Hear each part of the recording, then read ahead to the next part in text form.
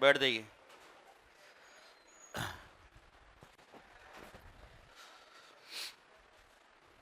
Chemical bonding start करने जा रहे हैं, ठीक है। पीरियोडिक टेबल का मैंने बोल दिया था आपको कि उसका मॉड्यूल लगा लेना है। जो भी क्वेश्चन में आपको डाउट है वो आप डाउट काउंटर पे आकर के पूछ सकते हैं इस वीक में, बस, ठीक है। हेडिंग डाल देंगे chemical bonding.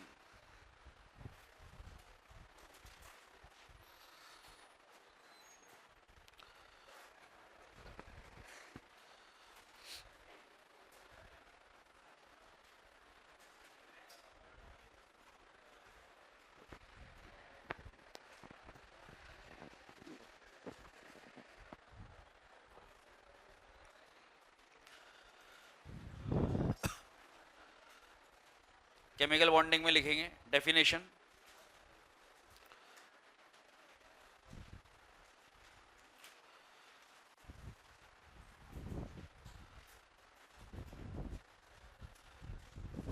The force that act between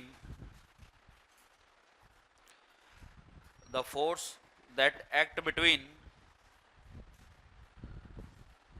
two or more atoms,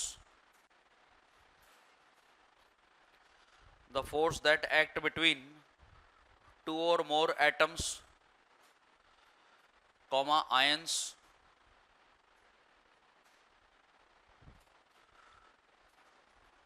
to hold them together, to hold them together, the force that act between two or more atoms, comma ions, to hold them together as a stable molecule, as a stable molecule known as chemical bond, known as chemical bond. Next line, it is always a exothermic process, it is always a exothermic process,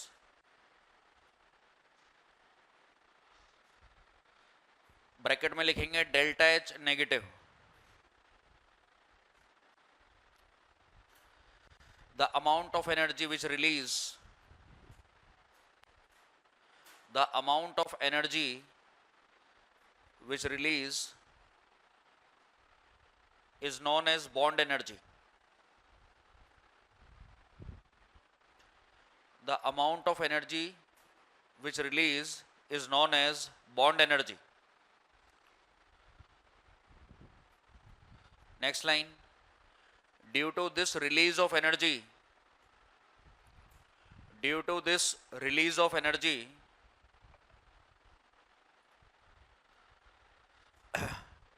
the total energy of system will decrease. Due to this release of energy, the total energy of system will decrease.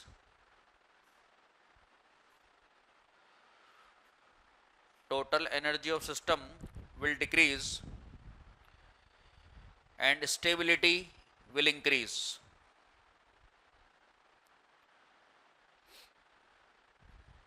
And stability will increase, बढ़ जाएगी। Definition के according मैंने आपको बताया है कि दो या उससे ज़्यादा एटम्स, सामने देखेंगे, दो या दो से ज़्यादा एटम्स हो सकते हैं, आयंस भी हो सकते हैं, इनके ऊपर चार्ज भी हो सकता है प्लस और माइनस, और न्यूट्रल भी हो सकते हैं, ठीक है। अब ये जो है ये है एटम। एटम जो होता है, इनर्ट गैस को छोड़ दिया जाए अगर, except inert gases, inert gas को छोड़ दिया जाए तो बाकी सब सामने देखना, किसी का नजर इधर उधर नहीं जाना चाहिए, ठीक है ना। क्वेश्चन पूछूंगा मैं। सिंगल स्पेशीज जो होता है वो है एटम, अभी जुड़ा नहीं है ये। अब इसमें इस दौरान जब ये अकेला रहता है तो इस दौरान इसकी एनर्जी जो है वो होती है ज़्यादा, हाई एनर्जी। यहाँ वाले की भी एनर्जी जो है वो हाई है। अब ये दोनों एटम क्या चाहते हैं कि हम इनर्ट गैस जैसे बन जाएं, हमको मेहनत ना करनी पड़े, ठीक है ना, पैसा आ जाए हमारे पास में, आप भी यही चाहते हो इसलिए भी मेहनत कर रहे हो। तो अभी आप अनस्टेबल हो, ठीक है ना, लेकिन अभी आपके पास में एनर्जी बहुत है। जैसे जैसे पैसा आता जाएगा, ठीक है ना, कमाते जाओगे, बैंक बैलेंस बढ़ता जाएगा, आप रिलैक्स होते जाओगे, हाँ यार ठीक है, अब मेहनत कम करनी चाहिए। एक टाइम आएगा धीरे धीरे, ठीक है ना, वृद्धावस्था में आप पहुंच जाओगे धीरे धीरे, तो आपकी मेहनत और कम होती जाएगी। तो इसको वहां पे जाना है जल्दी से जल्दी।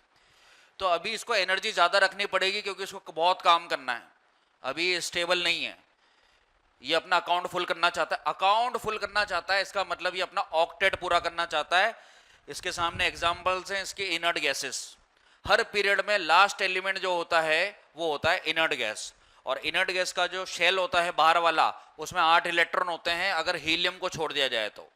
हीलियम का जो शेल होता है वो तो केवल 1s2 होता है, तो उसमें तो केवल 2 इलेक्ट्रॉन होते हैं उसकी कैपेसिटी के अनुसार, ठीक है ना, छोटा है वो। लेकिन बाकी सारी जो इनर्ट गैस होती हैं उनमें आउटर मोस्ट शेल में 8 इलेक्ट्रॉन होते हैं। तो हर एलिमेंट यही चाहता है कि हम इनर्ट गैस जैसे बन जाएं, चाहे वो एस ब्लॉक का मेटल हो, चाहे डी ब्लॉक का हो, चाहे पी ब्लॉक का हो, मेटेलॉइड और नॉन मेटल हो, कोई सा भी हो।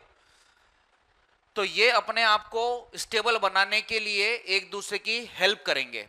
अब हेल्प हो सकता है ये इलेक्ट्रॉन ट्रांसफर करके करें, तो ट्रांसफर करेंगे तो इसके ऊपर प्लस आ जाएगा, इसके ऊपर माइनस आ जाएगा, दोनों जुड़ जाएंगे और मॉलिक्यूल बन जाएगा। या हो सकता है इनके बीच में इलेक्ट्रॉन की शेयरिंग हो जाए, बॉन्ड कोई सा भी बने, लेकिन ये दोनों जुड़ना चाहते हैं, इन दोनों का जुड़ने में फायदा है, ताकि इसका भी ऑक्टेट पूरा हो जाए और इसका भी ऑक्टेट पूरा हो जाए। और जैसे ये दोनों जुड़ जाएंगे, ये अब एटम ना होकर के बन जाएगा मॉलिक्यूल। और मॉलिक्यूल जो होता है वो एक स्टेबल स्पेशी होता है, यानी कि इसकी एनर्जी जो है वो अब मिनिमम हो चुकी है। तो ये वाला जो पॉइंट था ये हाई एनर्जी पॉइंट था, या आप मैक्सिमम एनर्जी साइड बोल सकते हो।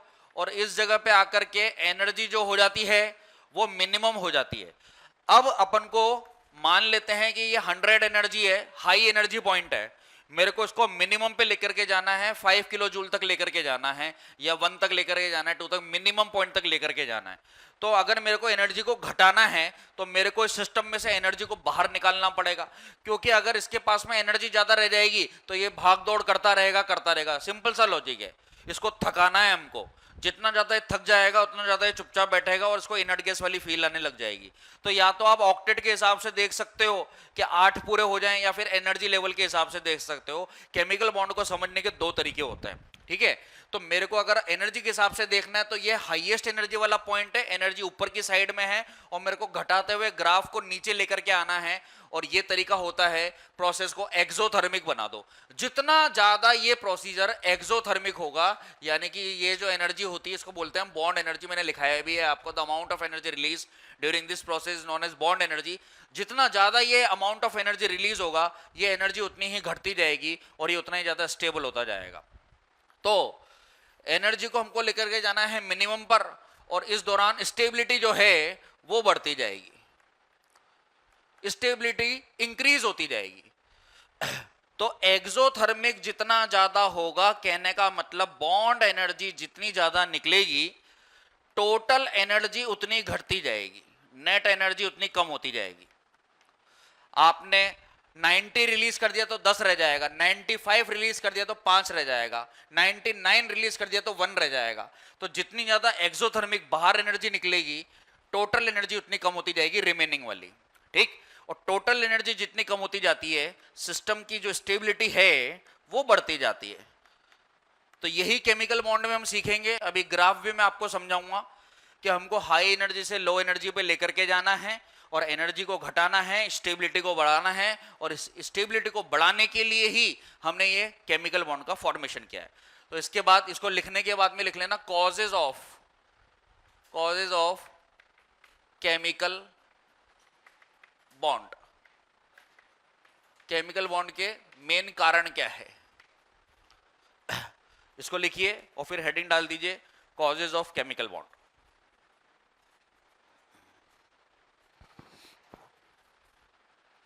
टोटल एनर्जी जितनी कम होगी, स्टेबिलिटी उतनी ज्यादा होगी, इनवर्सली प्रोपोर्शनल चलता है टोटल एनर्जी और स्टेबिलिटी।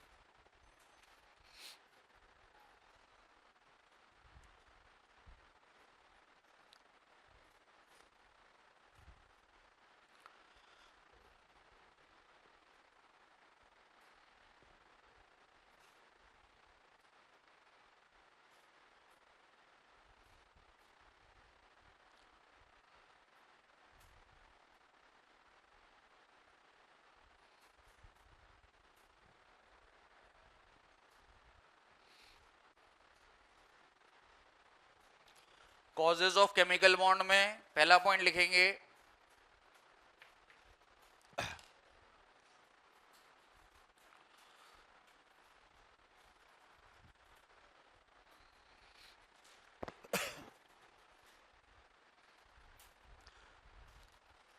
हेडिंग डाल दीजिए कॉजेज ऑफ केमिकल बॉन्ड। इसमें फर्स्ट पॉइंट लिखेंगे to achieve noble gas configuration.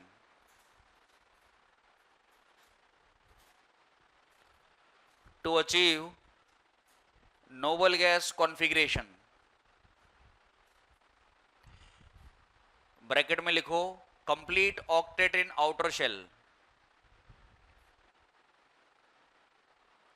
complete octet in outermost shell, bracket close,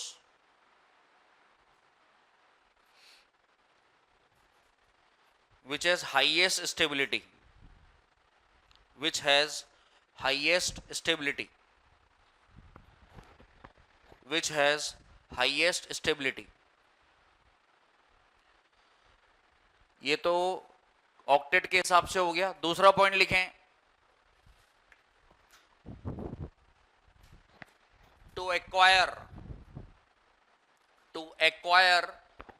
to acquire minimum energy in the system,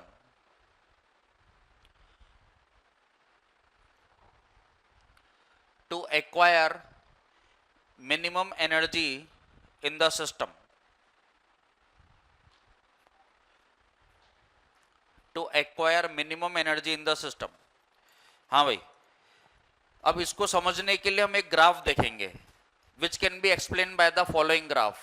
आगे continue लिखें which can be explained by the following graph, which can be explained by the following graph।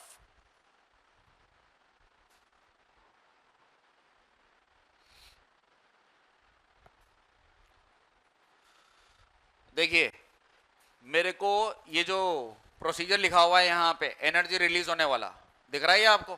ये release होने वाला procedure जो है कि energy को घटाना कैसे है, रिलीज कैसे करवाना है और टोटल एनर्जी घटाना कैसे, ये पूरा हम ग्राफ पे समझेंगे। तो इसमें दो एक्सिस बनाने, अभी कोई ड्रॉ नहीं करेगा, पहले सब समझेंगे। अपने मेन इंसाइट का ये एनर्जी का तो ये एक्सिस लेंगे और बॉन्ड लेंथ का ये लेंगे। हाँ, ये है टोटल एनर्जी, टोटल एनर्जी वाला एक्सिस है ये। और यहां पे हम लिख रहे हैं बॉन्ड लेंथ। बॉन्ड लेंथ भी आप इसको बोल सकते हैं या दोनों एटम के बीच का डिस्टेंस। अब पहले इन दोनों एटम को इंडिविजुअली देख लीजिए आप। ये पहला एटम ए और ये दूसरा एटम है बी, ठीक है। ये इसका न्यूक्लियस हो गया पॉजिटिव चार्ज और ये इसका इलेक्ट्रॉन हो गया, इलेक्ट्रॉन क्लाउड हो गया। कितने भी शेल हो सकते हैं यहाँ पे ए और बी में। अब मेरे को अगर इन दोनों को अकेले अकेले देखना है तो अगर ये सिंगल एटम की मैं बात करूं तो एटॉमिक फॉर्म में जब तक ये है तो इसकी एनर्जी है ज्यादा ना। एनर्जी कैसी है इसकी? ज्यादा, हाई एनर्जी पे है। मेरे को इसको लो एनर्जी पे लेकर के जाना है। लो एनर्जी पे लाने के लिए ये करना पड़ेगा, दोनों को जोड़ना पड़ेगा। अब जब दोनों को मैं पास पास लेकर के आऊंगा तो इनके बीच में कौन कौन से फोर्स लगेंगे वो देखना है हमको, ठीक है। तो अपोजिट चार्ज के बीच में अट्रैक्शन लगता है और सेम चार्ज के बीच में रिपल्शन लगता है। तो जो भी फोर्स इन दोनों के बीच में एक्ट कर रहा है वो मेरे को देख लेना है। दोनों का अगर सेम चार्ज के बीच की मैं बात करूं, इलेक्ट्रॉन और इलेक्ट्रॉन में तो लगेगा रिपल्शन।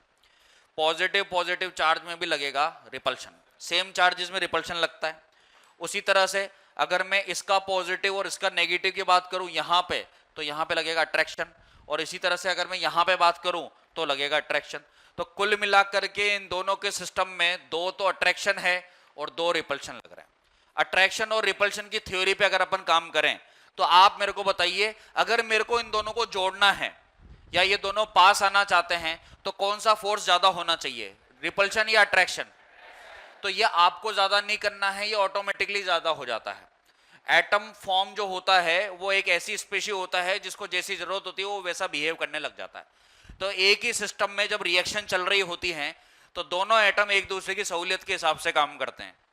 दोनों एक दूसरे के पास आना चाहते हैं, जुड़ना चाहते हैं, तो होगा क्या कि नेट अट्रैक्शन की वैल्यू रिपल्शन से ज्यादा हो जाएगी और ये दोनों के बीच की जो डिस्टेंस है, ये जो डिस्टेंस आपको दिखाई दे रही है न्यूक्लियस से न्यूक्लियस की, इसी डिस्टेंस को कहा जाता है बॉन्ड लेंथ। ये डिस्टेंस जैसे ही अट्रैक्शन बढ़ने लग जाएगा, ये दोनों एटम एक दूसरे के पास आने लग जाएंगे, यानी कि डिस्टेंस कम होने लग जाएगा। तो ये 0 पॉइंट मान लेते हैं डिस्टेंस का, इधर डिस्टेंस बढ़ता जा रहा है और इधर नेट एनर्जी ऊपर की तरफ बढ़ती जा रही है।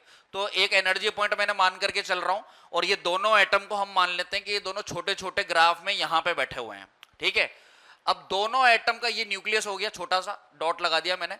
अभी इन दोनों के बीच में जो डिस्टेंस है ना वो बहुत ज्यादा है, इंडिविजुअल एटम है ये दोनों, अभी जुड़े नहीं है, तो इनके बीच का जो डिस्टेंस है वो इनफाइनाइट है। और जब तक ये एटम एटम अकेले अकेले हैं तो इनकी एनर्जी मेरे को हाई रखनी पड़ेगी।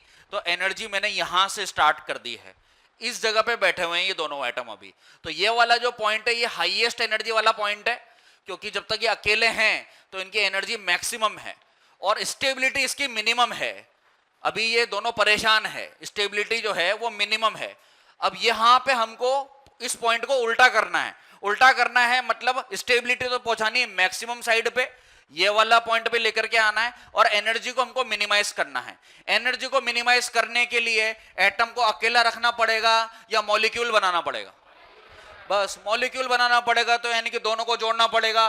दोनों को जोड़ना पड़ेगा तो अट्रैक्शन की वैल्यू ज्यादा होनी चाहिए। तो जैसे अट्रैक्शन की वैल्यू इन दोनों के बीच में ज्यादा होती है, यानी कि ये जो येलो कलर का जो आपको दिख रहा है ये फोर्स जैसे ही ज्यादा लगने लगता है तो दोनों एटम एक दूसरे के पास आने लगते हैं और जो ये डिस्टेंस है दोनों के बीच की जो दूरी है वो कम होने लग जाती है।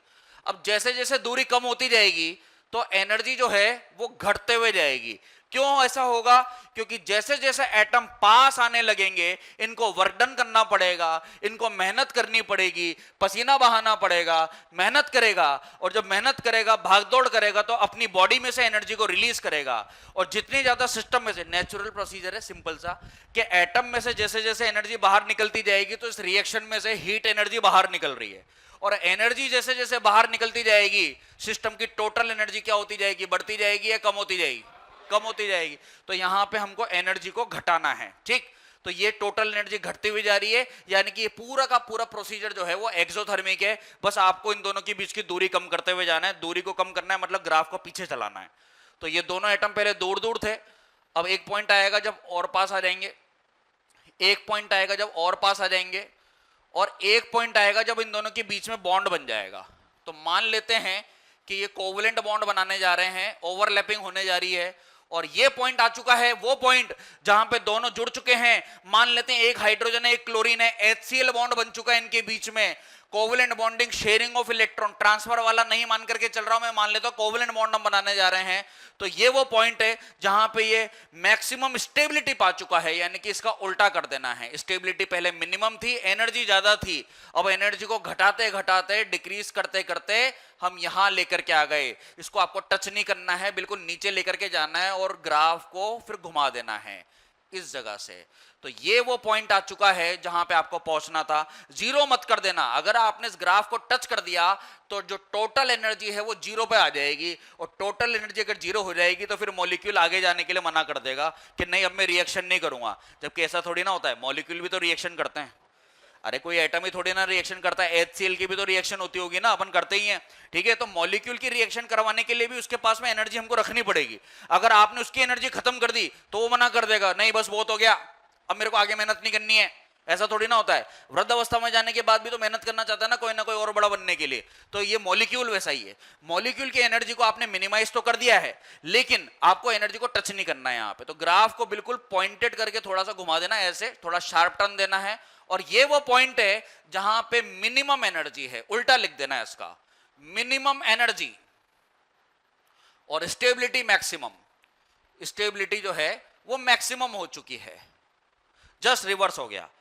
तो इस जगह से लेकर के इस जगह तक अगर मेरे को आना है तो पूरे प्रोसीजर में एनर्जी धीरे धीरे करके हमको रिलीज करना पड़ेगा और जब तक ये रिलीज होता रहेगा नेट एनर्जी जो रिलीज हो जाएगी वो कहलाएगी bond energy. The amount of energy release is known as bond energy. यही वो एनर्जी है जो मैंने यहां पे एरो से आपको बता रखा है कि ये था हाई एनर्जी वाला पॉइंट 100 वाला और रिलीज करते करते हम 5 तक आ गए। तो इस पूरे प्रोसीजर के दौरान जो 95 रिलीज होगा वही बॉन्ड एनर्जी होगा। अब ये बताओ कि जब तक ये पास आ रहे थे तो कौन सा फोर्स ज्यादा लग रहा था, रिपल्शन या अट्रैक्शन? तो यहां पे आप लिख देना attraction must be greater than repulsion. और जैसे ही बेटा बॉन्ड बन जाएगा, ये वो पॉइंट है जहां पे बॉन्ड बन चुका है, बॉन्ड फॉर्मेशन हो चुका है, और इस जगह पे जैसे ही बॉन्ड बन जाता है ना, तो अट्रैक्शन और रिपल्शन दोनों एक दूसरे को बैलेंस कर देते हैं, कोई कम ज्यादा नहीं लग रहा होता है, सारे फोर्स बैलेंस हो जाते हैं। क्योंकि एक बार अगर परफेक्ट ओवरलैपिंग हो जाती है तो कोई फोर्स डोमिनेट नहीं करता है। बाय चांस अगर ऐसा हो जाए हाइपोथेटिकल ग्राफ कि रिपल्शन की वैल्यू डोमिनेट करने लग जाए, अगर रिपल्शन ज्यादा हो जाएगा तो इसका मतलब मॉलिक्यूल हमारा अनस्टेबल हो रहा है। अनस्टेबिलिटी की तरफ अगर आप ले जाना चाहते हो तो फिर आपको एनर्जी को फिर से बढ़ाना पड़ जाएगा और ये ऊपर की तरफ ग्राफ निकल जाएगा। लेकिन मैंने पहले ही बोल दिया हाइपोथेटिकल है, इसका मतलब ये चीज पॉसिबल नहीं है।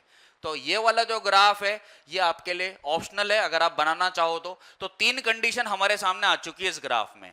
ये वाला पॉइंट है, आप सब बच्चे बोलेंगे ये वाला पॉइंट कौन सा पॉइंट है जहां पे एनर्जी कैसी है, हाईएस्ट है, और स्टेबिलिटी क्या है, मिनिमम। अब हमको उल्टा करना है, स्टेबिलिटी को मैक्सिमम करना है और एनर्जी को मिनिमाइज करना है। एनर्जी को कम करने के लिए प्रोसीजर एंडोथर्मिक होना चाहिए या एक्सोथर्मिक?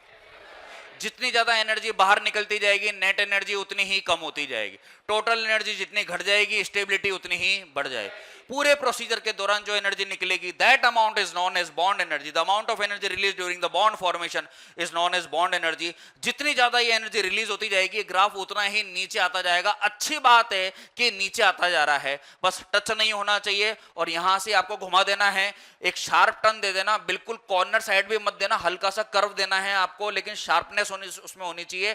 शार्पनेस के लिए मैं इसलिए बोल रहा हूं क्योंकि कुछ पॉइंटेड जगह ही होती है जहां पे बॉन्ड फॉर्मेशन हो पाता है। अगर आपने ज्यादा ब्रॉड बना दिया इसको तो फिर ऐसे बहुत सारे पॉइंट आ जाएंगे जहां पे बॉन्ड बन सकता है। तो आपको इसको घुमा देना है और ग्राफ को ऊपर लेकर के जाना है। ये वाला हाइपोथेटिकल सेक्शन है, तो तीन सेक्शन हो गए। Attraction must be greater than repulsion, attraction equal to repulsion, और रिपल्शन ग्रेटर देन अट्रैक्शन। तीन कंडीशन में से सबसे best condition for the bond formation होती है ऊपर वाली condition, for bond formation. Bond बनाने के लिए जरूरी कंडीशन होती है अट्रैक्शन जो होना चाहिए वो रिपल्शन से ज्यादा होना चाहिए, और ये वो कंडीशन है जब बॉन्ड बन चुका होता है। तो यह है कंडीशन एट बॉन्ड फॉर्मेशन, जब बॉन्ड बन जाएगा, बिल्कुल वही वाला पॉइंट। और नीचे वाला जो पॉइंट है रिपल्शन अगर ज्यादा हो गया तो ये हो जाएगा अनस्टेबिलिटी, यानी कि आपको इसमें एनर्जी को बढ़ा देना है। तो ये वाला सेक्शन हमारे काम का नहीं है, फालतू का है। ऊपर वाले दोनों पॉइंट हमारे काम के हैं, attraction greater than repulsion and attraction equal to repulsion. दोबारा से देख लीजिए, एक बार फिर से बोल रहा हूं मैं। सिंगल एटम जब रहता है तो एनर्जी ज्यादा रहती है, उछल कूद मचाना होता है इसको अगर थामना है, शांत बिठाना है तो इसके एनर्जी को खींचना पड़ेगा, बाहर निकालना पड़ेगा। एनर्जी जितनी ज्यादा बाहर निकलेगी नेट एनर्जी उतनी ही घट जाएगी। और इनके बीच में कौन कौन से फोर्स लग रहे हैं ये आप देख सकते हैं। अपोजिट चार्ज के बीच में अट्रैक्शन लगता है, सेम चार्ज के बीच में रिपल्शन लगता है। दोनों एटम को दूर दूर ना रख करके अगर जोड़ना है तो अट्रैक्शन की वैल्यू ज्यादा होनी चाहिए। जैसे ही ऑटोमेटिकली अगर ज्यादा हो जाएगी, कोई ये नहीं पूछेगा सर कैसे ज्यादा हुई, ऑटोमेटिकली ज्यादा हो जाती है अट्रैक्शन ग्रेटर देन रिपल्शन। दोनों एटम पास आने लग जाएंगे तो बॉन्ड लेंथ यानी कि इनके बीच की दूरी कम करनी है, ग्राफ को पीछे चलाना है। इसलिए मैं पीछे लेकर के एनर्जी को घटाता हुआ लेकर के आया। जैसे जैसे पास आते जा रहे थे एक पॉइंट ऐसा आया जहां पे बॉन्ड बन गया। बॉन्ड बनने वाला जो पॉइंट होता है वो मैक्सिमम स्टेबिलिटी वाला होता है, स्टेबिलिटी मैक्सिमम लिखा हुआ है, एनर्जी मिनिमम। यहां वाले का उल्टा हो गया, ज्यादा पास ले जाओगे रिपल्शन बढ़ जाएगा और वो हाइपोथेटिकली टूट जाएगा, यानी कि एनर्जी बढ़ जाएगी। नोट कर लीजिए आप इसको, फिर आगे बढ़ते हैं।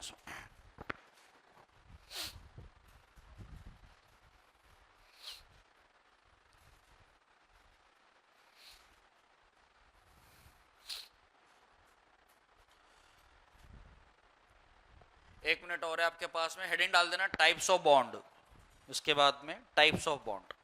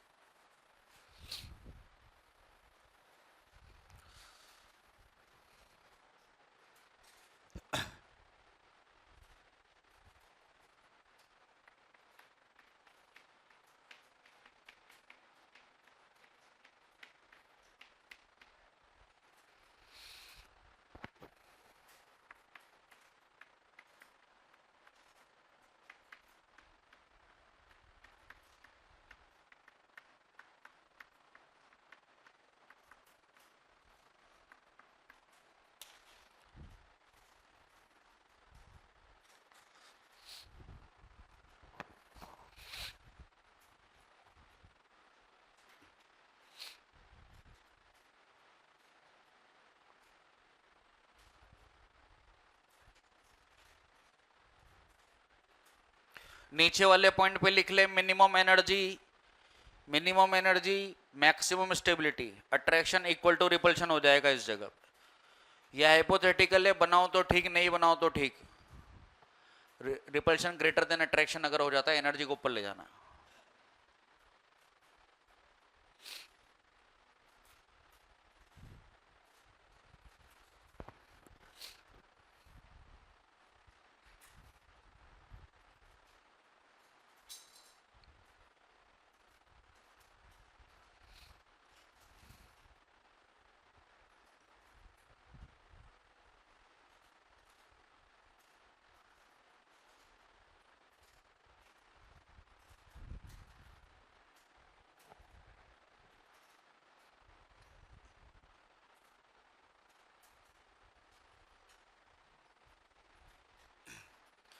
टाइप्स ऑफ बॉन्ड हेडिंग डाल देंगे।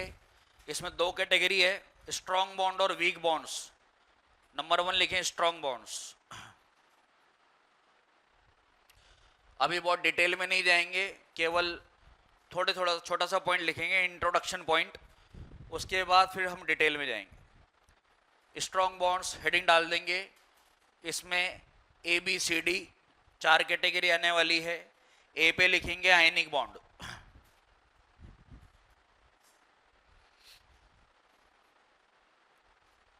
आयनिक बॉन्ड, आयनिक बॉन्ड के बारे में आप ये तो जानते ही हैं कि इलेक्ट्रॉन का ट्रांसफर होता है, शेयरिंग नहीं होती। अबे ये तो जानते हो ना, NaCl नाम तो सुना होगा, टाटा नमक देश का नमक नाम तो सुना होगा ना। सोडियम ने इलेक्ट्रॉन छोड़ा, क्लोरीन ने इलेक्ट्रॉन खाया, तो complete transfer of electron takes place. एक मेटल लेना होता है और एक नॉन मेटल लेना होता है, दिमाग में आप सेट कर लेना। एक मेटल है और एक नॉन मेटल है, ठीक है। तो उसके ज्यादातर चांस, हमेशा नहीं बोल रहा हूं मैं, हमेशा कुछ भी नहीं होता इनऑर्गेनिक में, ऑलवेज ये नहीं होता। जहां पे मैंने ऑलवेज एंडोथर्मिक भी लिखाया है ना आईपी में, उसमें भी एक्सोथर्मिक होते हैं, ठीक है। आपका नसीब अच्छा है कि आप मेडिकल में हो, आपका किस्मत अच्छा है कि आप ऐसा एग्जाम दे रहे हो जो दुनिया के टॉप 100 एग्जाम में भी नहीं आता, ठीक है। एक्सोथर्मिक भी होता है, तो ऑलवेज कुछ भी नहीं होता। लेकिन हम जो है यहाँ पे ज्यादातर लेकर के चलेंगे। आयनिक बॉन्ड जो बनता है उसमें एक मेटल होना चाहिए और एक नॉन मेटल होना चाहिए। ये छोड़ेगा इलेक्ट्रॉन और ये खाएगा इलेक्ट्रॉन, एक पे पॉजिटिव चार्ज एक पे नेगेटिव चार्ज आएगा। तो लिखिए पहले आयनिक बॉन्ड, आयनिक बॉन्ड के अंदर लिखेंगे this bond generally form between, this bond generally form between metal and non-metal, metal and non-metal by complete transfer of electrons, by complete transfer of electrons। Bracket में लिखें that is between cation and anion, that is between cation and anion, between cation and anion। अब मैंने क्या बोला आपको, जरूरी नहीं है कि मेटल और नॉन मेटल में, मेटल और नॉन मेटल में हमेशा ही आयनिक बने। एग्जाम्पल देखो, लिखना नहीं, अभी नहीं लिखना है। LiCl, beryllium F2, beryllium Cl2, beryllium Br2, beryllium I2, beryllium H2, ठीक है। यहाँ पे एल्यूमिनियम AlCl3, ये देखो ये मेटल है ये नॉन मेटल है, ये मेटल है ये नॉन मेटल है, ये मेटल है ये नॉन मेटल है। लेकिन हम यहाँ पे जो बात कर रहे हैं वो ऐसे मेटल और ऐसे नॉन मेटल की कर रहे हैं। कुछ मेटल ऐसे होते हैं जो इजीली ट्रांसफर कर देते हैं और नॉन मेटल खा लेते हैं, तब तो आयनिक बॉन्ड बन जाता है। लेकिन कुछ मेटल ऐसे भी होते हैं, ऐसे होते हैं, ऐसे होते हैं। अब आपको क्या पता कैसे होते हैं, मैंने तो लिख दिया सीधे सीधे कि सर हम कैसे पहचान करेंगे कि कौन सा मेटल गद्दारी कर सकता है। इन मेटल को मैं नाम दे रहा हूं आज से कंट्रोवर्शियल मेटल, किसी बुक में नहीं लिखा हुआ है, हम समझने के लिए। आगे के 40 लेक्चर में मैं नाम लूं कि बेटा कंट्रोवर्शियल मेटल कौन से हैं जो धोखा दे देते हैं कि हर बार आयनिक बनाएंगे आयनिक बनाएंगे, लेकिन बना कोवलेंट लेते हैं। जैसे सोडियम ने कहा आओ आयनिक बनाएंगे, ले जाओ मेरे से इलेक्ट्रॉन, नॉन मेटल आएगा ला ला ला इलेक्ट्रॉन दे, ठीक है। लेकिन कुछ मेटल ऐसे होते हैं आओ आयनिक बनाएंगे, लेकिन उसके बाद शेयरिंग करने लग जाते हैं, मैं तो नहीं दूंगा इलेक्ट्रॉन, नहीं दूंगा, शेयरिंग होएगी हमारे बीच में। तो नॉन मेटल आ तो जाता है, लेकिन उसके बाद ट्रांसफर होने की जगह शेयरिंग ऑफ इलेक्ट्रॉन होने लग जाता है। तो ये गद्दार मेटल, ये खतरनाक मेटल जो धोखा देते हैं, मेटल के नाम पे कलंक है जो, वो हैं ये सारे लिथियम, बेरिलियम, मैग्नीशियम, एल्यूमिनियम, ये डायगोनल वाले, ये चार एलिमेंट ध्यान रखना, लिथियम, मैग्नीशियम, बेरिलियम, एल्यूमिनियम, ये चार जैसे ही आपके नोट्स में आ जाए या किताबों में आपको देखने को मिल जाए, वाह मेटल लिखा हुआ है, ऐसे बोलना है वाह मेटल लिखा हुआ है, ऐसे सोच करके देखना है आपको। जैसे इसका क्वेश्चन आ जाए तो 1 मिनट के लिए स्टॉप लेना है, सोच समझ करके आंसर करेंगे, चाहे वो कोई सा भी क्वेश्चन आ जाए। लिथियम, मैग्नीशियम, बेरिलियम और एल्यूमिनियम, कंट्रोवर्शियल मेटल, डायगोनल वाले मेटल जो कुछ भी गद्दारी कर सकते हैं। मैं ये नहीं कह रहा कि हमेशा कोवेलेंट बनाएंगे, ये आयनिक भी बना सकते हैं। अब ये कब कब आयनिक बनाएंगे, कब कब कोवेलेंट बनाएंगे, इसके लिए आपको एक टेबल दिखाई जाएगी। एक मैं टेबल ऐसी बनवा दूंगा जिसमें इन गद्दार मेटल के लिए हमेशा आयनिक दिखेंगे, वो टेबल पूरी की पूरी आयनिक वाली रहेगी। लेकिन अगर उस टेबल में उनका नाम नहीं आ रहा है तो फिर वो सारे के सारे कोवेलेंट रहेंगे। तो इसके लिए हम टेबल बनाएंगे आगे जाकर के, लेकिन अभी के लिए हम एक पॉइंट लिख लेते हैं, लिखिए नोट डाल करके, it is not necessary that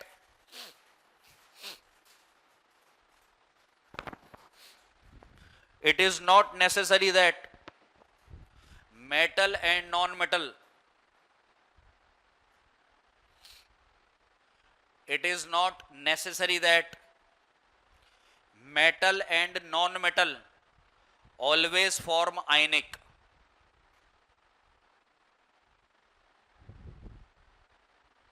Always form ionic. There are few metals,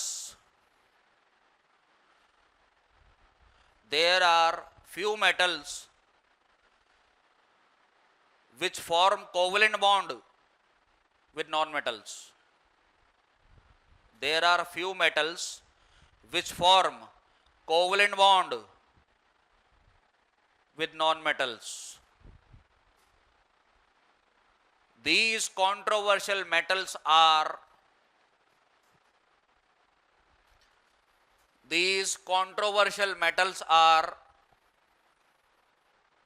ऐसे डायगोनल में बना के लिखे और डब्बे के अंदर बंद कर दे। कॉमा लगा के नहीं लिख रहे हैं हम जानबूझ करके, ताकि आपको याद रहे कि डायगोनल वाले ऊपर के चार। तो एस ब्लॉक में नीचे वाले गद्दारी नहीं करते, एस ब्लॉक वाले सब बढ़िया मेटल होते हैं, लेकिन होते हैं ना कि इतनी बड़ी भीड़ में कुछ कुछ आ जाते हैं। जैसे यहां पे भी भीड़ है, पढ़ना सब चाहते हैं, दिखा सब रहे हैं, हाँ हम पढ़ेंगे, हम त्याग करेंगे, डॉक्टर बनेंगे, हम शपथ लेते हैं, लेकिन उस शपथ लेते समय किसी के मन में ही चल रहा होता है नहीं मैं तो नहीं पढ़ूंगा, समझ रहे हो आप। हाँ, तो ये वही है, lithium, magnesium, beryllium, aluminium, controversial metal. Diagonal बना दें इनके बीच में ताकि आपको ये याद रहे। इनके बहुत सारे कोवेलेंट भी होते हैं और बहुत सारे आयनिक भी होते हैं। तो इसके नीचे लिखें, they form both type of molecules, they form both type of molecules, lithium, beryllium, नहीं रुक जाओ, they form both type of molecule, that is ionic and covalent molecule, that is ionic and covalent molecule, दोनों तरह के बनाते हैं, आयनिक and covalent molecule. मैं अगर आगे किसी भी लेक्चर में बोल दूं बेटा वो वाले मेटल बताओ, वो वाले मेटल समझ जाना, ठीक है, लिथियम, बेरिलियम, मैग्नीशियम, एल्यूमिनियम, ये चार ध्यान रखना, ठीक है। सेकेंड कैटेगरी लिखें, कोवेलेंट बॉन्ड, ए के बाद बी आ जाएगा, कोवेलेंट बॉन्ड, स्ट्रॉन्ग बॉन्ड के अंदर B point, covalent bond, this bond form by the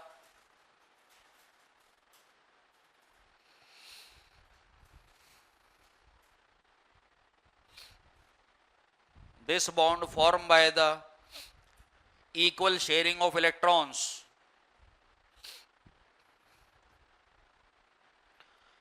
this bond formed by the equal sharing of electrons generally between non metal and non metal, highlight कर दो इसको,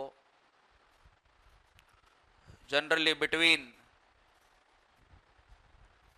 non metal and non metal.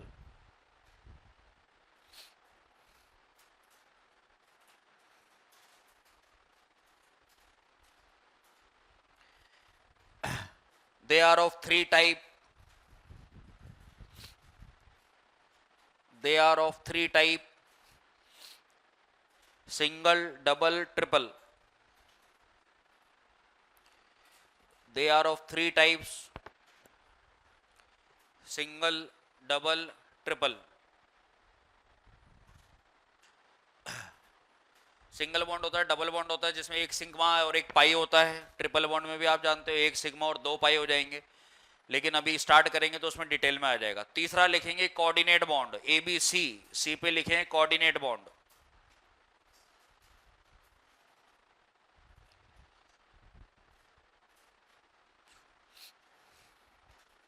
In this bond, unequal sharing of electrons takes place. In this bond, unequal sharing of electrons takes place.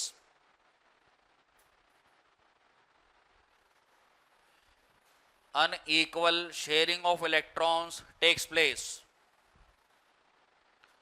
सिखा दिया जाएगा ये आपको। Unequal sharing of electrons takes place.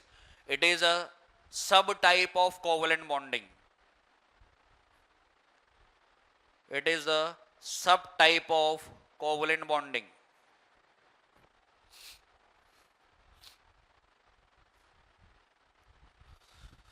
Subtype of covalent bonding.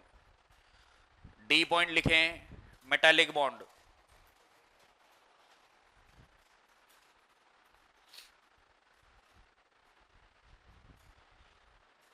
ये आपके syllabus में है ही नहीं, जितना पढ़ाया था मैंने आर मेटेलिक के अंदर पढ़ाया था, तो इसके सामने लिख लेना टॉपिक आर मेटेलिक, वहीं से आपको देख लेना है मेटेलिक क्रिस्टल लैटिस बनवाया था, बस उतना ही, टॉपिक आर मेटेलिक। तो चार तरह के बॉन्ड हो गए जो स्ट्रॉन्ग बॉन्ड में काउंट होते हैं, जिसमें से अपन तीन पढ़ेंगे, आयनिक, कोवलेंट और कोऑर्डिनेट। अब अगले 10 लेक्चर तक आपके कोवलेंट ही चलेगा, ठीक है।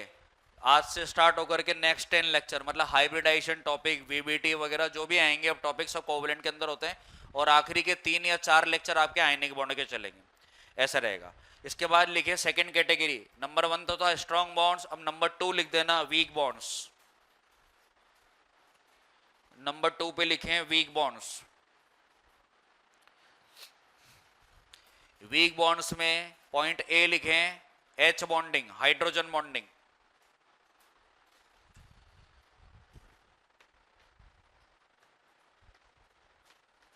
वीक बॉन्ड्स में पहला लिखें H bonding. It is also of two types.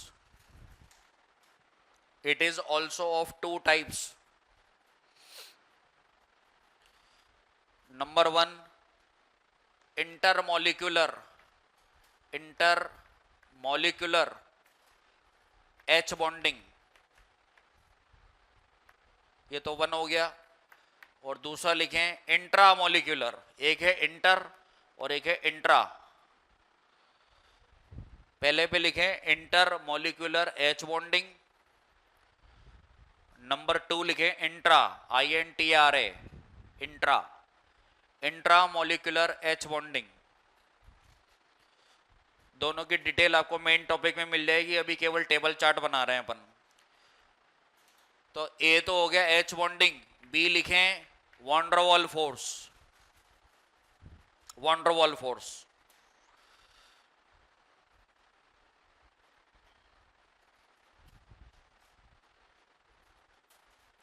They are of 5 types.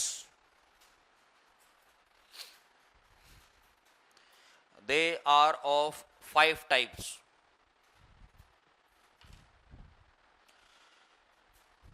जिसका डिटेल डिस्कशन आगे हो जाएगा, क्वेश्चन ही क्वेश्चंस करवाए जाएंगे। ये है टाइप्स ऑफ बॉन्ड का टेबल चार्ट, ठीक है।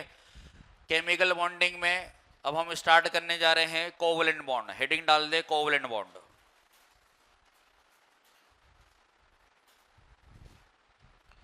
इसी के अंदर कोऑर्डिनेट भी आ जाएगा। मेन हेडिंग है कोवलेंट बॉन्ड। अब सारे टॉपिक जो भी आएंगे सब इसी का पार्ट रहेंगे। मतलब कहीं पर भी अब आपको अगले 10 लेक्चर इलेक्ट्रॉन का ट्रांसफर होते हुए नहीं दिखेगा, शेयरिंग होते हुए दिखता रहेगा बस। कोवलेंट बॉन्डिंग के अंदर फर्स्ट टॉपिक डालें जो अपने चैप्टर का है, लुईस ऑक्टेट थ्योरी। लिखिए Lewis octet theory.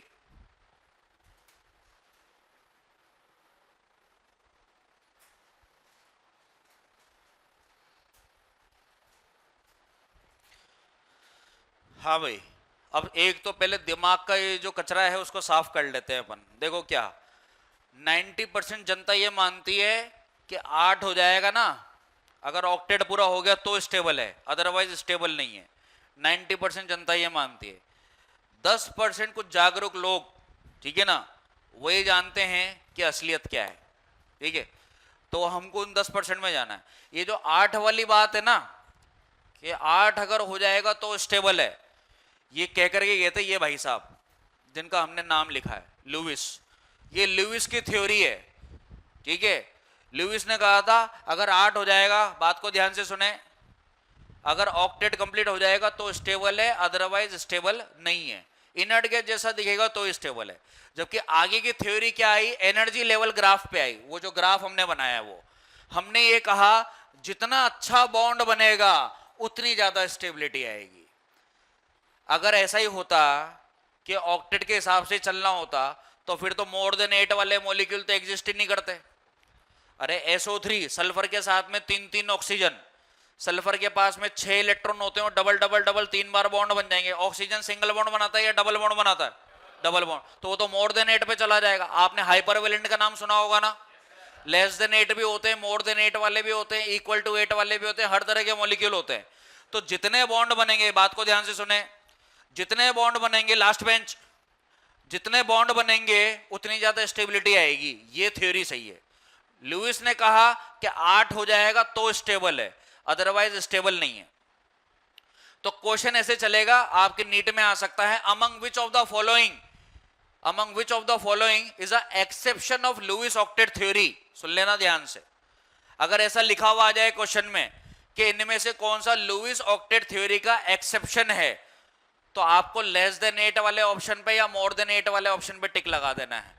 Among which of the molecule is following the octet rule, ये जो दिए गए मॉलिक्यूल हैं इनमें से कौन सा वो है जो ऑक्टेट रूल को फॉलो कर रहा है, तो आपको 8 वाले पे टिक लगा देना है। किस वाले पे टिक लगा देना है? 8 वाले। जो ऑक्टेट रूल को फॉलो करेगा वो 8 वाले पे टिक लगा देना। और अगर आपसे ये पूछ ले के एक्सेप्शन ऑफ ऑक्टेट थ्योरी बताओ, तो या तो लेस देन 8 वाले पे टिक लगेगा या मोर देन 8, हाइपोवेलेंट या हाइपरवेलेंट, ठीक है। तो लुईस ऑक्टेट ने क्या कहा पहले वो लिख लेते हैं। अकॉर्डिंग टू दिस लिखें,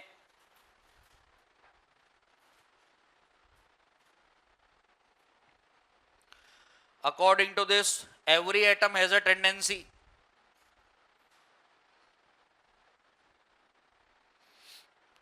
every atom has a tendency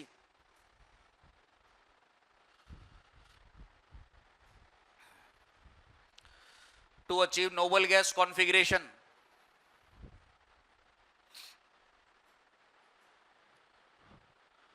to achieve noble gas configuration either by complete transfer of electron, either by complete transfer of electrons, bracket में लिखें आयनिक बॉन्ड,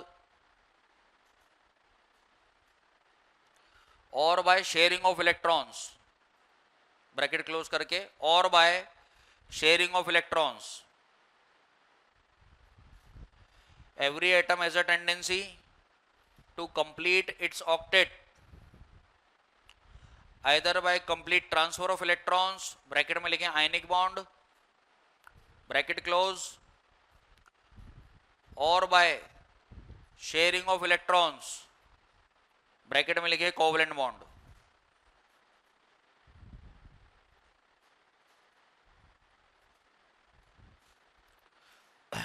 देखिए 4 तरह के मॉलिक्यूल में आपको सिखाने जा रहा हूं, बोर्ड पे नजर रहनी चाहिए सभी की। आज हम बहुत ही बेसिक पार्ट सीखने जा रहे हैं। ये मान करके मैं सिखा रहा हूं कि आपको कुछ नहीं आता, ठीक है, बात भी सही है, ठीक है ना, पता लग जाता है मेरे को। जो 5-5 साल वाला रिपीटर बच्चा होता है ना, वो यूं करता रहता है, सर सर आगे बढ़ाओ आगे बढ़ाओ, लेकिन जो चुपचाप सुन रहा है वो सीखना चाह रहा है, इसका मतलब, ठीक है ना। तो आपको बेसिक बात सिखाई जा रही है बॉन्डिंग की, लुईस स्ट्रक्चर्स बता रहा हूं मैं यहाँ पे आपको, ठीक है। और इससे आपको पता लग जाएगा कि लेस देन 8 मोर देन 8, ठीक है, वो जल्दी जल्दी हम कैसे कैलकुलेट। तो पहले हम धीरे धीरे करके आगे बढ़ेंगे, फिर स्पीड बढ़ाएंगे। देखिए सबसे पहले तो आपको यह पता होना चाहिए कि कौन से एलिमेंट के कितने इलेक्ट्रॉन पार्टिसिपेट करेंगे। तो हमेशा ध्यान रखना, जो उसके आउटर मोस्ट शेल वाले होते हैं, बाहर वाले इलेक्ट्रॉन है ना, वो बॉन्डिंग में पार्टिसिपेट करते हैं। तो हर ग्रुप के हम बाहर वाले इलेक्ट्रॉन लिख लेते हैं, क्योंकि कॉन्फ़िगरेशन हम लिखना जानते हैं ऑलरेडी। तो फर्स्ट ग्रुप हेलिना की रब से फरियाद वाला, ठीक है, लिथियम के नीचे वाले एलिमेंट, मैं लिथियम फैमिली की बात कर रहा हूं बेटा, केवल लिथियम की बात नहीं कर रहा। तो फर्स्ट ग्रुप में एक इलेक्ट्रॉन होता है, इधर मैं लिख रहा हूं वैलेंस इलेक्ट्रॉन्स, जो बॉन्डिंग में पार्टिसिपेट करेंगे।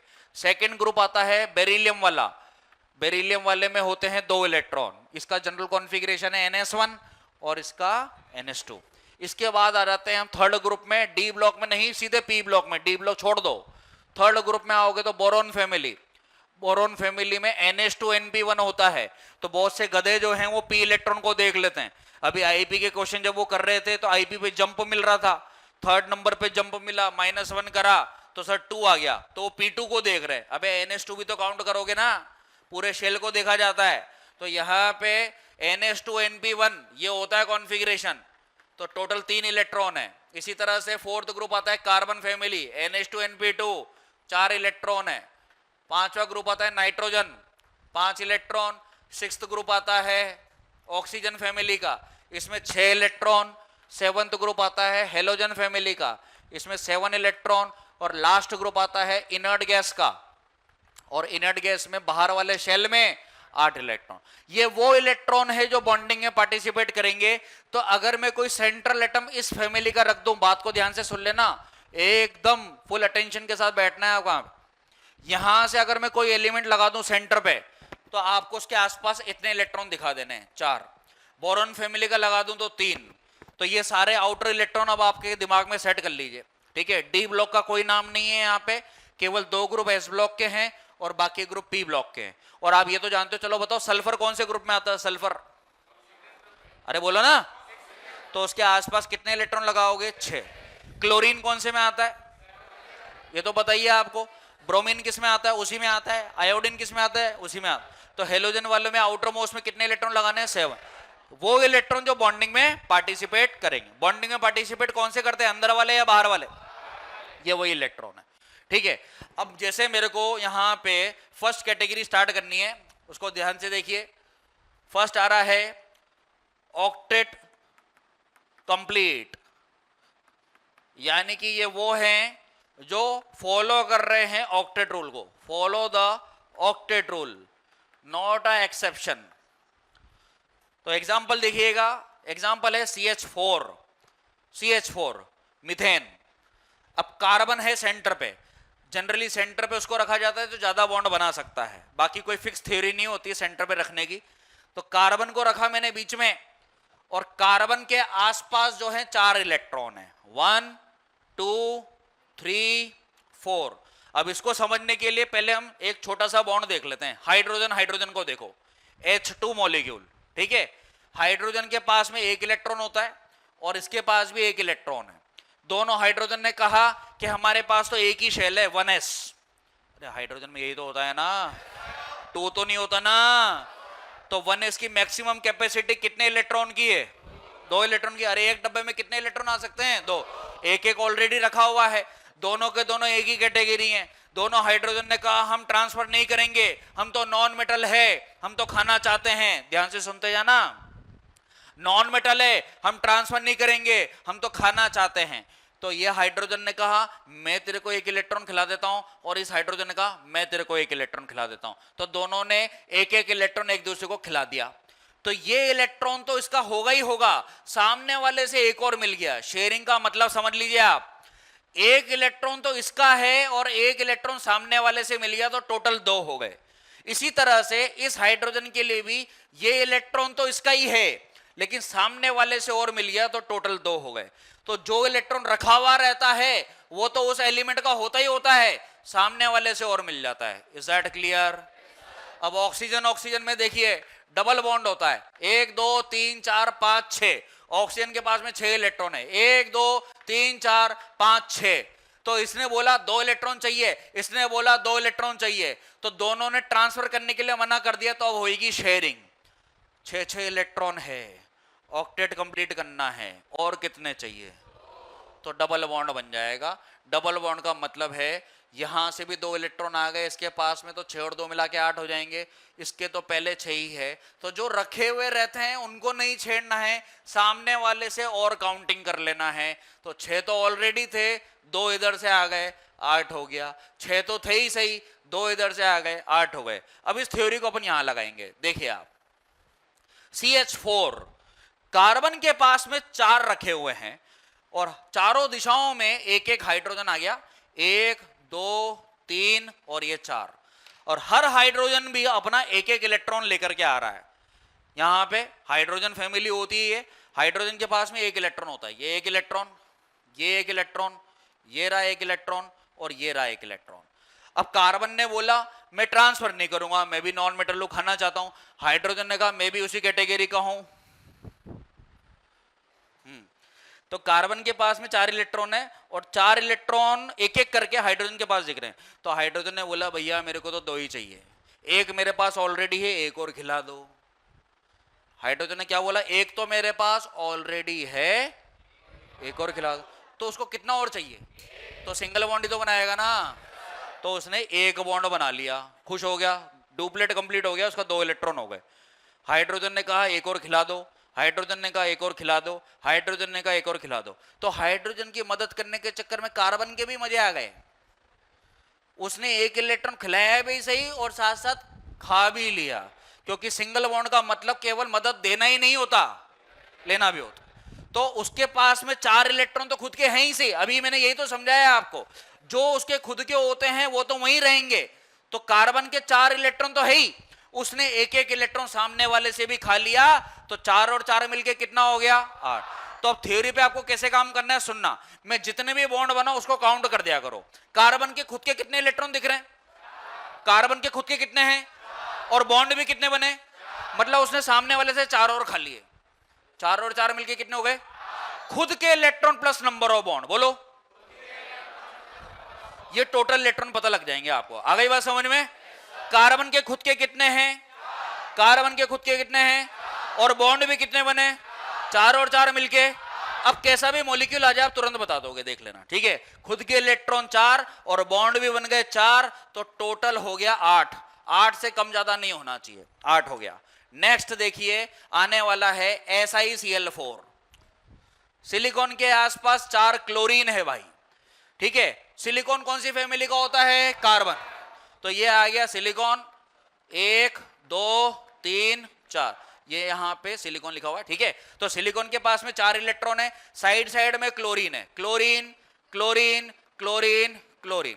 अब एक ही क्लोरीन को टारगेट कर लेते हैं पहले। क्लोरीन इस फैमिली का, हेलोजन का। तो 1 2 3 4 5 6 7। चलो पहले क्लोरीन से चर्चा करते हैं। क्लोरीन के पास में खुद के कितने हैं? ऑक्टेट कंप्लीट करने के लिए कितना चाहिए? तो वो सिंगल बॉन्ड बनाएगा। लेकिन इस सिंगल बॉन्ड का मतलब ये हो गया कि इसने एक इलेक्ट्रॉन खिला भी लिया और खा भी लिया। उसी तरह से सिलिकॉन ने भी एक इलेक्ट्रॉन खिला भी दिया और खा भी लिया। तो यहां पे चारों तरफ से सिंगल सिंगल बॉन्ड बन जाएगा। क्लोरीन खुश हो जाएगा। क्लोरीन का 8 पूरा 8 पूरा 8 पूरा 8 पूरा। काउंटिंग करने का तरीका, क्लोरीन के खुद के कितने होते हैं? बॉन्ड कितना बना? केवल क्लोरीन को देखना अकेले को, है ना, सिलिकॉन को मत देखो, केवल क्लोरीन को देखो। क्लोरीन के खुद के कितने? बॉन्ड कितना बना? टोटल कितना हो गया? खुद के electron plus number of bond. दोबारा से बोलो, खुद के इलेक्ट्रॉन कितने हैं? बॉन्ड कितना बना? 7 और 1 मिलके ऑक्टेट पूरा हो गया। लेकिन साइड वाले से मतलब नहीं होता, मतलब किससे होता है? सेंटर वाले से। ऑक्टेट की थ्योरी पे अगर फोकस करना है तो साइड वालों को नहीं देखेंगे, किसको देखेंगे? सेंटर वाले को। अरे बात समझ में आ रही है? सिलिकॉन के खुद के कितने हैं? सिलिकॉन के कितने हैं? काउंटिंग करो, क्या तुम्हें 4 इलेक्ट्रॉन दिखाई दे रहे हैं? और बॉन्ड भी कितने बन गए? मतलब उसने 4 और मांग लिए। आ गई बात समझ में? खुद के इलेक्ट्रॉन है 4 और बॉन्ड भी बन गए 4, तो टोटल कितना हो गया? 8। खुद के इलेक्ट्रॉन कितने थे? 4, बॉन्ड भी कितने थे? 4, 4 और 4 मिलके कितना हो गया? 8। तो यहां पे भी हो जाएगा टोटल 8 इलेक्ट्रॉन। ये लीजिए, नेक्स्ट एग्जांपल आने जा रहा है CO2। कार्बन, कार्बन को रखो सेंटर पे, 1 2 3 4। कार्बन के आउटरमोस्ट शेल में कितने होते हैं? 4। साइड में आ रहा है ऑक्सीजन, ऑक्सीजन में होते हैं 1 2 3 4 5 6। ऑक्टेट पूरा करने के लिए 2 और चाहिए। सिंगल बॉन्ड बनाएगा या डबल बॉन्ड बनाएगा? तो क्या 6 और 2 मिलके 8 हो गई क्या? ऑक्सीजन के खुद के कितने हैं? बॉन्ड कितने बने? 6 और 2 मिलके कितने हो गए? 8 पूरा हो चुका है। साइड वाले से मतलब किससे होता है? कार्बन के खुद के कितने? खुद के कितने? खुद के कितने? बॉन्ड भी कितने? 4 और 4 मिलके क्या ऑक्टेट पूरा हो गया?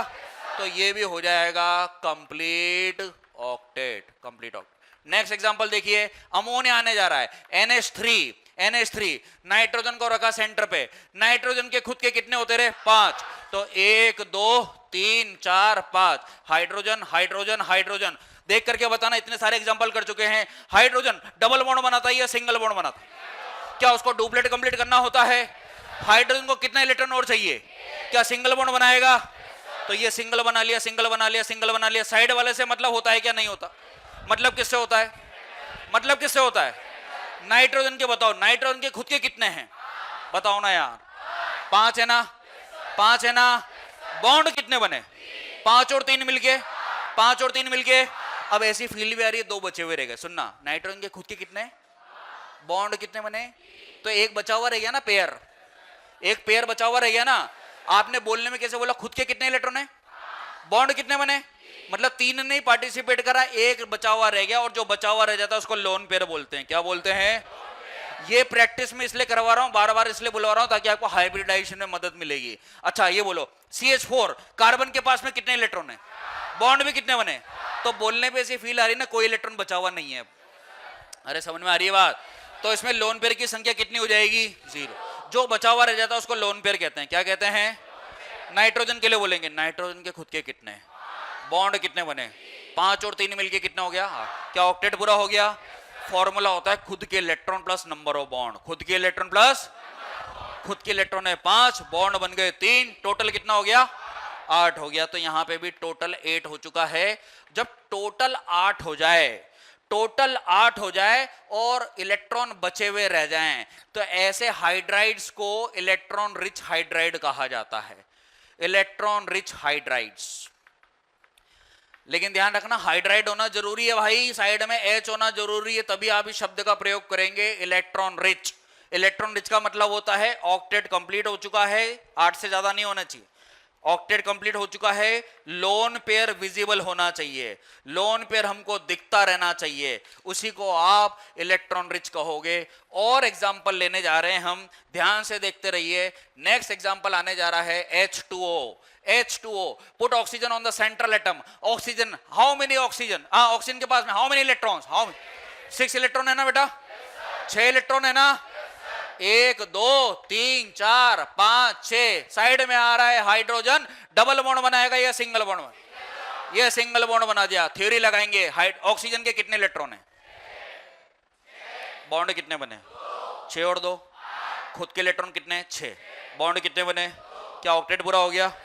ऑक्टेट कंप्लीट हो गया। 6 तो खुद के, 2 इधर इधर से मांग लिए, टोटल मिलाकर के हो चुका है 8। क्या तुम्हें लोन पेयर विजिबल दिख रहा है क्या? तो इसको भी बोलेंगे electron rich hydride. Is that clear? Is that clear? तो बस आपको ऐसे ही काउंटिंग करनी है, टोटल 8 का पता लगता जाएगा। और एग्जांपल देखिए, और एग्जांपल आने जा रहे हैं। बेरिलियम का F2, बेरिलियम का Cl2, बेरिलियम का Br2, बेरिलियम का I2, बेरिलियम का H2। इनमें से कोई सा भी उठा लो, बात एक ही है, क्योंकि सब साइड वाले सिंगल सिंगल बॉन्ड बनाएंगे। तुम हाइड्रोजन को बहुत अच्छे से जानते हो, हाइड्रोजन डबल बॉन्ड बनाता है या सिंगल बॉन्ड? हेलोजन भी डबल बॉन्ड बनाता है या सिंगल बॉन्ड? क्योंकि हेलोजन ने बोला मेरे पास 7 है। कितने हैं? हेलोजन के पास कितने होते हैं? ऑक्टेट पूरा करने के लिए कितना चाहिए? क्योंकि सिंगल बॉन्ड ही बनाएगा। हाइड्रोजन ने बोला मेरे पास एक ही है, एक और चाहिए। ठीक है, तो साइड वाले यहाँ पे जितने भी लिए जा रहे हैं वो सब एक एक बॉन्ड बनाएंगे। आइए इसमें आगे बढ़ जाते हैं। बेरिलियम सेंटर पे रखता हूं मैं। बेरिलियम बेटा मांगे वाला ग्रुप। बेरिलियम के पास में कितने इलेक्ट्रॉन होते हैं? अरे बोलो ना, बोलो बोलो। क्या 2 इलेक्ट्रॉन है इसके पास? ये लीजिए लगा देते हैं। एक इलेक्ट्रॉन इधर लगा दिया, एक इलेक्ट्रॉन इधर लगा दिया। इनमें से कोई सा भी एक उठा लो, बात एक ही है। मैं फ्लोरीन को लगा देता हूं। ये लीजिए 1 2 3 4 5 6 7। फ्लोरीन के खुद के कितने हैं? बोलो। बॉन्ड कितना बना? 7 और 1 मिलके। साइड वाले से मतलब? साइड वाले से मतलब किससे होता है? बेरिलियम के काउंट करो। बेरिलियम के कितने? बोलो बोलो। और बॉन्ड भी कितने बने? 2 और 2 मिलके 4 ही रहे हैं। 8 पूरा नहीं हुआ। तो ये कंप्लीट 8 है या लेस देन 8 है? इसको इलेक्ट्रॉन डेफिशिएंट कहा जाता है। क्या कहा जाता है? Electron deficient. क्या कहा जाता है? तो यहाँ पे 2 तो खुद के और 2 बॉन्ड बन गए। टोटल इलेक्ट्रॉन जो हो रहे हैं वो 4 हो रहे हैं, जो कि लेस देन 8 चल रहा है। और ये है कैटेगरी नंबर 2। ये था पहला कैटेगरी कंप्लीट ऑक्टेट वाला। ए लिख देते हैं इसको, complete octet following the octet rule, but this is electron deficient. इसको इलेक्ट्रॉन डेफिशिएंट कहा जाता है। इसको लेस देन 8 कहा जाता है। इसको हाइपोवेलेंट कहा जाता है। ये नाम होता है इसका। बेरिलियम के आप इनमें से कोई सा भी कंपाउंड ले लीजिए, फ्लोरीन लगाओगे, क्लोरीन लगाओगे, बात है कि थ्योरी वही लगाओगे। थ्योरी वही लगाओगे। बेरिलियम के खुद के कितने इलेक्ट्रॉन हैं? बोलो ना। बॉन्ड कितने बने? 2 और 2 मिलके। अब ऐसे काउंटिंग करते हैं, ठीक है ना? ऐसे काउंटिंग करते हैं। बताना फॉस्फोरस के पास कितने इलेक्ट्रॉन होंगे? फॉस्फोरस फॉस्फोरस फॉस्फोरस बताओ। 5 है? 5 है। मेरे को PCl5 बनाना है। फॉस्फोरस के आसपास 5 क्लोरीन जोड़ने हैं। 5 तो खुद के हो गए। बॉन्ड भी कितने बने? 5 और 5, 5 और 5। लेस देन 8 है या मोर देन 8 है? ऐसे काउंटिंग करनी रहती है। तो आप लेस देन 8 भी पता कर सकते हो, मोर देन 8 भी पता कर सकते हो। लिखने की भी जरूरत नहीं पड़ेगी, ऐसे हवा हवा में काउंट हो जाएगा। ठीक है, यहां तक नोट करें, फिर आगे बढ़ते हैं।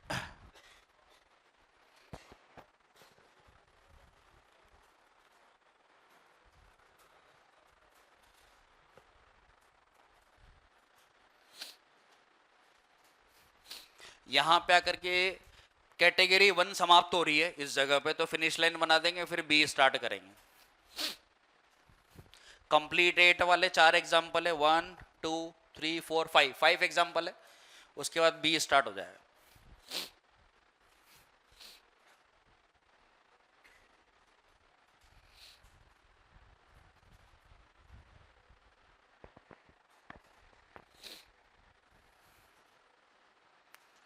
साइड में लिख लेना खुद के electron plus number of bond लिख लिया करो। जो चीज हमने आज पढ़ी है कल तक गायब भी हो जाती है दिमाग से। क्लास में सब समझ में आता है, घर पे जाते जाते पता है ना क्या हो जाता है। आधे तो ये गेट पे भूल जाएंगे। अभी पहला लेक्चर है, 4th लेक्चर तक आते आते बायो भी दिमाग में चली जाएगी, फिजिक्स भी चल जाएगी दिमाग में, ये कम होती जाएगी। पता लगे बीच में कुछ पढ़ लिया आपने ऐसा जो आपके ज़्यादा इंटरेस्ट का हो गया, तो आप उसको ज़्यादा याद रखोगे, उसको भूल जाओगे। जाते ही पढ़ना है, रिवाइज करना है बार बार।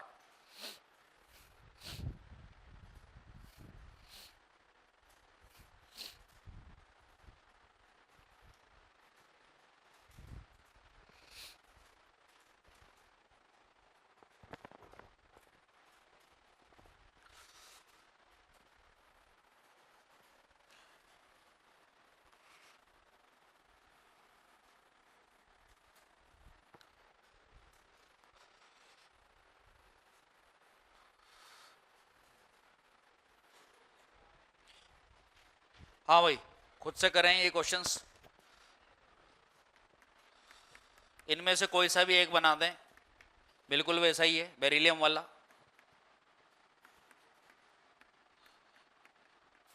बनाइए कोई सा भी एक, सब एक ही कैटेगरी है। सेंट्रल एटम पे या तो बी को रखो या एल्यूमिनियम को रखो। Boron aluminium 3 electrons.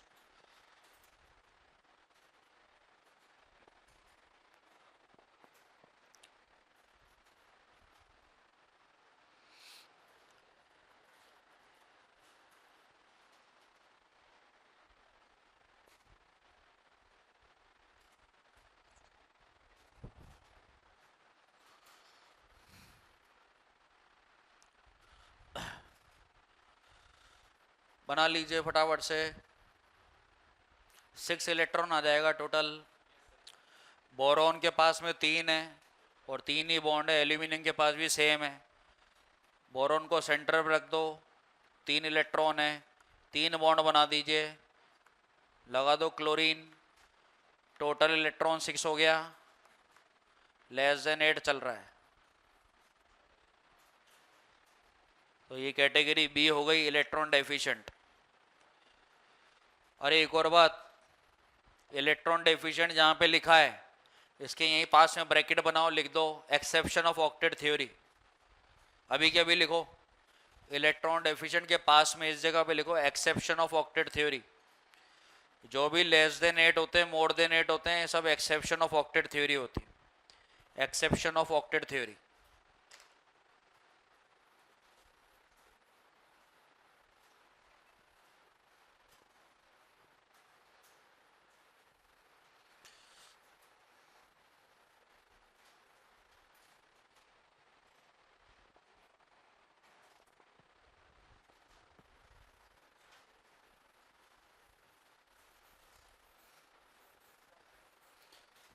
हाँ जी, देखिए मोर एग्जांपल्स। अब आने जा रहा है थर्ड कैटेगरी, वो है <8। सब बच्चे लिख लेंगे <8 इलेक्ट्रॉन एफिशिएंट। इसको भी इलेक्ट्रॉन रिच कहते हैं। अब दिमाग में कंफ्यूजन होता है, सर इलेक्ट्रॉन रिच तो अभी आपने बताया था। मैंने वो इलेक्ट्रॉन रिच हाइड्राइड कहा था। इलेक्ट्रॉन रिच हाइड्राइड कहा था, उसमें complete 8 plus extra lone pair visible, उसमें 8 से ज्यादा नहीं हुए थे। चेक कर लो आप। अमोनिया और H2O को देखें सभी बच्चे नोट्स में, सभी बच्चे देखें नोट्स में। H2O और अमोनिया नोट्स में देखें पहले। H2O और अमोनिया को देखें, उसमें कंप्लीट 8 है और लोन पेयर विजिबल है। मैं यहां पे इलेक्ट्रॉन रिच अब हाइड्राइड को नहीं कह रहा हूं, मैं नॉर्मल मॉलिक्यूल को कह रहा हूं। <8 electron efficient, electron rich and hypervalent. अगर कोई मॉलिक्यूल जिसमें 8 से ज्यादा है उसको भी आप इलेक्ट्रॉन रिच कह सकते हो। एग्जाम्पल है PCl5, एग्जाम्पल है SF6, एग्जाम्पल है SO2, एग्जाम्पल है SO3, एग्जाम्पल है IF7, xenon F4, xenon O3, F2। खूब सारे एग्जाम्पल हम लिखेंगे इसके। मैं जानबूझ करके ज्यादा एग्जाम्पल लिखवा रहा हूं सो दैट आपको लोन पेयर और बॉन्ड पेयर भी काउंट करना आ जाए। ज़ेनॉन O2F4, ये जो कैलकुलेशन है अब आपके हाइब्रिडाइजेशन में भी काम आएगी। सामने देखते रहिए, लिखना बंद कर दें, बिल्कुल एकदम लिखना बंद कर दें। ये देखा मैंने PCl5 फॉस्फोरस को रखा सेंटर पे, phosphorus family, nitrogen family, 5 electron, 1 2 3 4 5। Chlorine 2 3 4 5। Side वाले में इलेक्ट्रॉन लगाने की आवश्यकता नहीं है, लगाना चाहो तो लगा दो। 7 इलेक्ट्रॉन लगा देना, एक मिलके 8 हो जाएगा। हमको जो यूज करना है वो सेंटर वाले का करना है। बोर्ड पे देखते रहिए। फॉस्फोरस के खुद के 5 है, 5 बॉन्ड बन गए, टोटल हो गया 10। टोटल 10 इलेक्ट्रॉन हो चुका है। अब इसमें एक और चीज आपको एक्स्ट्रा में लिखनी है सभी बच्चों को। कोई भी लोन पेयर हमारे पास में बचा हुआ नहीं है, तो इसमें हो जाएगा लोन पेयर 0। ठीक है, जितने के जितने बॉन्ड बने सब जो है वो बॉन्ड पेयर्स में काउंट होते हैं। तो यहाँ पे BP लिख देना 5 बॉन्ड पेयर। ये डिटेल आप जरूर लिखें। जितने बॉन्ड बन जाएंगे उनको बॉन्ड पेयर कहेंगे, एक्स्ट्रा इलेक्ट्रॉन दिख जाएगा तो लोन पेयर कह देना। सल्फर F6, सल्फर के साथ में 6 फ्लोरीन है। सल्फर के खुद के 6 इलेक्ट्रॉन होते हैं, खुद के 6 इलेक्ट्रॉन, 1 2 3 4 5 6, 6 फ्लोरीन जोड़ दो। यहाँ पे 6 और 6 मिलके हो गए 12। सल्फर के खुद के 6 हैं, सल्फर के खुद के 6 हैं और 6 ही बॉन्ड बन गए, तो टोटल हो चुके हैं 12 इलेक्ट्रॉन। आई थिंक ये काउंटिंग अब आपको आ चुकी है जो मैंने सिखाया था। सल्फर के खुद के 6 हैं और 6 साइड वालों से ले लिए, 12 हो गया। <8, कोई भी एक्स्ट्रा लोन पेयर बचा हुआ नहीं है, लोन पेयर 0 लिख दो। जितने बॉन्ड्स हैं वो बॉन्ड पेयर में काउंट हो जाएंगे। नेक्स्ट एग्जांपल अपन यहाँ पे IF7 का ले लेते हैं। ये लीजिए, आयोडीन के पास में 7 इलेक्ट्रॉन है, 1 2 3 4 5 6 7। लिखना नहीं है, बोर्ड पे देखना है। 1 2 3 4 5 6 7। यहाँ पे 7 फ्लोरीन हमने लगा दिए, 7 और 7 मिलके 14 इलेक्ट्रॉन हो जाएंगे। 14 इलेक्ट्रॉन हो चुका है, ग्रेटर देन 8 है। लोन पेयर की संख्या 0 है और बॉन्ड पेयर जो है वो 7 हो जाएंगे। जो एग्जाम्पल मैंने रब कर दिया है वो इधर देख लीजिए आप। SO2 सल्फर के पास में, हाँ हाँ लोन पेयर आने वाला है, देखिए सामने 1 2 3 4 5 6। सोच समझ करके बताइए। साइड में आ रहा है ऑक्सीजन। ऑक्सीजन सिंगल बॉन्ड बनाता है या डबल बॉन्ड? बोलो। ऑक्टेट पूरा करने के लिए डबल बॉन्ड बनाएगा ना। तो ये बना दिया डबल बॉन्ड ऑक्सीजन और ये बना दिया डबल बॉन्ड ऑक्सीजन। ये रह जाएगा लोन पेयर। पहले से ही लिख दो, लोन पेयर 1 हो गया, ये एक लोन पेयर, और 4 बॉन्ड है तो बॉन्ड पेयर यहाँ पे 4 हो जाएगा। ठीक है, ये 4 हो जाएगा। चलो काउंटिंग करते हैं। सल्फर के तुम्हारे को कितने इलेक्ट्रॉन खुद के दिखाई दे रहे हैं? 6। बोलो 6। कितने इलेक्ट्रॉन है? बॉन्ड कितने बने? 6 और 4। 6 और 4। थ्योरी क्लियर है? खुद के electron plus number of bond. ठीक है, तो यहाँ पे हो जाएगा 10 इलेक्ट्रॉन, ग्रेटर देन 8 चल रहा है। और एग्जांपल देख लीजिए, SO3 लिखने जा रहा हूं मैं। सल्फर के पास में 6 इलेक्ट्रॉन है। चलो डायरेक्ट काउंटिंग करेंगे, डायरेक्ट काउंटिंग करेंगे। अब मैं लिखूंगा नहीं, आप पहले आंसर करेंगे उसके बाद ड्रॉ करूंगा। ठीक है, तो इससे डायरेक्ट की भी हमारी आदत हो जाएगी। सल्फर के खुद के कितने? क्या डबल डबल डबल 3 बार बन जाएगा? 6 और 6 मिलके 12 हो जाएगा। तो यहाँ पे लोन पेयर बचेगा या नहीं बचेगा? नहीं बचेगा। तो सल्फर के पास में 1 2 double bond, 1 2 double bond, 1 2 double bond, 12 electron हो चुके हैं। लोन पेयर की संख्या 0 हो गई है। बॉन्ड पेयर टोटल मिला के 6 हो गया है। टोटल इलेक्ट्रॉन 12 ग्रेटर देन 8 चल रहा है। नेक्स्ट एग्जांपल पे आ जाइए। मैं जा रहा हूं जिनोन F4 पे। जिनोन F4 पे डायरेक्ट काउंटिंग करेंगे। जिनोन को सेंटर पे मान लो, जिनोन को सेंटर पे मान लो। जिनोन कितने इलेक्ट्रॉन? बॉन्ड कितने? बॉन्ड कितने? 8 और 4। क्या 2 लोन पेयर की फील आ रही है? 2 लोन पेयर बचे हुए दिख रहे हैं? अबे 8 इलेक्ट्रॉन बोले ना, 4 ने तो बॉन्ड बना लिया ना। क्या 2 लोन पेयर बचे हुए रह जाएंगे? तो यहां पे बन जाएगा, देख लीजिए, ये जिनोन 1 2 3 4 5 6 7 8, 4 ने बॉन्ड बना लिया, फ्लोरीन फ्लोरीन चिपका दिया, ये हो गया 8 और 4 12, और 2 बचे हुए रह जाएंगे लोन पेयर। तो लोन पेयर 2 रह गए, बॉन्ड पेयर 4 हो गए, 4 बॉन्ड पेयर हो जाएगा, और 8 और 4 मिला के 12 इलेक्ट्रॉन ग्रेटर देन 8 चल रहा है। और देखिए एग्जांपल, जिनोन O2F4। जिनोन को रख दो सेंटर पे, 1 2 3 4 5 6 7 8। ठीक है, ऑक्सीजन बताना, सिंगल बॉन्ड या डबल बॉन्ड? सिंगल बॉन्ड या double bond? Fluorine fluorine fluorine fluorine. Lone pair, bond pair 8 8 हो गया। 8 और 8 मिला के 16 हो जाएगा। 8 खुद के, अबे समझ में आ रहा है? खुद के इलेक्ट्रॉन कितने? बॉन्ड भी कितने बने? 8 और 8 मिलके, 8 और 8 मिलके 16 ग्रेटर देन 8। इस पे आ जाइए। जिनोन सेंटर पे रख दे वापिस से।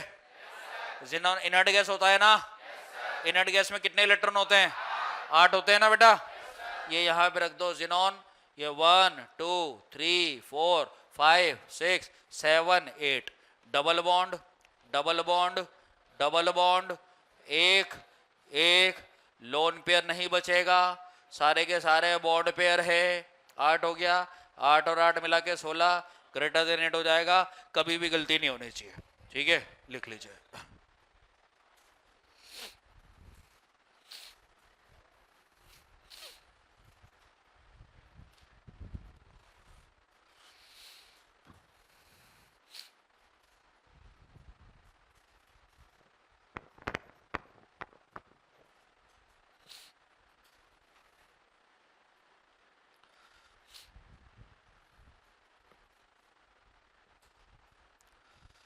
जब आप काउंटर पे पीरियोडिक टेबल के डाउट पूछने के लिए आएंगे तो केमिकल बॉन्डिंग पूरा पढ़ के आना। मैं पहले क्वेश्चन पूछूंगा, उसके बाद डाउट बताऊंगा। ठीक है। हाइपरवेलेंट हाइपोवेलेंट जा क्या रहा है पढ़ने में? लेस देन 8 मोर देन 8, बस 5 7 मॉलिक्यूल पहले मैं दे दूंगा बनाने के लिए, वो बना देना। उसके बाद मैं डाउट बता दूंगा। बाकी नेक्स्ट लेक्चर में कंटिन्यू करेंगे, ठीक है। यहाँ तक आप पढ़ के आइए और एक्सरसाइज 1 2 3 कंप्लीट कर लेना, ठीक है ना, पीरियोडिक टेबल का।